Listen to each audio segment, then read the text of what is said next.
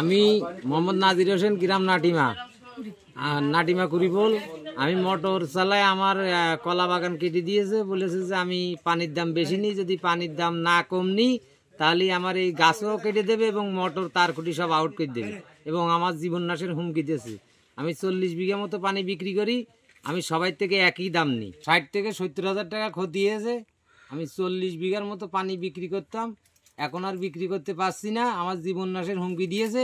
এটা আমি এখন এটার জন্য আমি প্রশাসনের কাছে দাবি জানাচ্ছি, এই আমাকে যে হুমকি দিয়েছে তাকে আইনের আওতায় আনা হোক।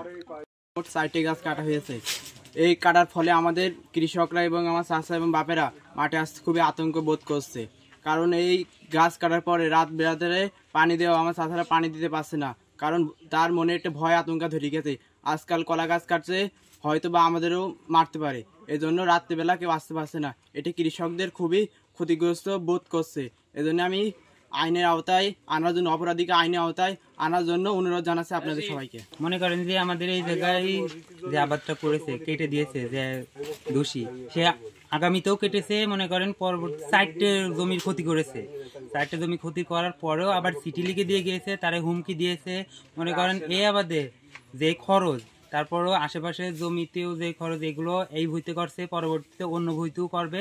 তো আমরা চাচ্ছি যে এই হাতের লিখা জাস্টিফাই করে, আইনের সাহায্য নিয়ে হাতের লিখা জাস্টিফাই করে অপরাধীকে আইনের আওতায় আনা হোক এবং তাকে কঠোর শাস্তি দেওয়া হোক।